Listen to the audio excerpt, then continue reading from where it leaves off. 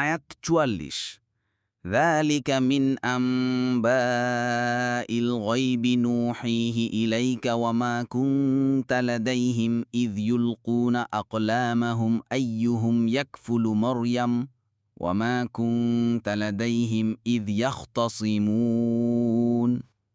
অনুবাদ: এটা গায়েবের সংবাদের অন্তর্ভুক্ত যা আমরা আপনাকে ওহী দ্বারা অবহিত করছি। আর মারিয়ামের তত্ত্বাবধানের দায়িত্ব তাদের মধ্যে কে গ্রহণ করবে এর জন্য যখন তারা তাদের কলম নিক্ষেপ করছিল, আপনি তখন তাদের নিকট ছিলেন না, এবং তারা যখন বাদানুবাদ করছিল তখনও আপনি তাদের নিকট ছিলেন না। তাফসির ১ নং ফুটনোটের বিবরণ, অর্থাৎ তারা কলম ফেলে লটারি করে মারিয়াম আলাইহিসসালাম কার তত্ত্বাবধানে থাকবেন সেটা নির্ধারণ করছিলেন। ইসলামী শরীয়তে লটারি সম্পর্কিত বিধানেই যেসব হকের কারণ শরীয়ত অনুযায়ী নির্দিষ্ট ও জানা আছে সেসব হকের মীমাংসা লটারি যোগে করা নাজায়েজ এবং তা জুয়ার অন্তর্ভুক্ত।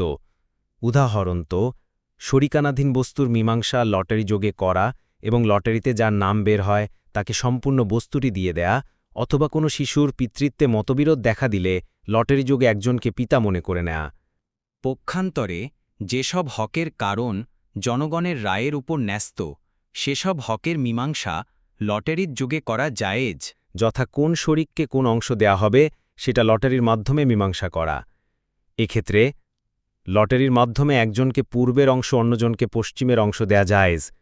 এর কারণ এই যে লটারি ছাড়াই উভয় পক্ষ একমত হয়ে যদি এভাবে অংশ নিত অথবা বিচারকের রায়ের ভিত্তিতে এভাবে নিত তবুও তা জায়েজ হতো। অর্থাৎ যে ক্ষেত্রে সব শরিকের অংশ সমান হয় সেখানে কোনো এক দিককে এক শরিকের জন্য নির্দিষ্ট করার উদ্দেশ্যে লটারি জায়েজ। দেখুন কুরতুবী।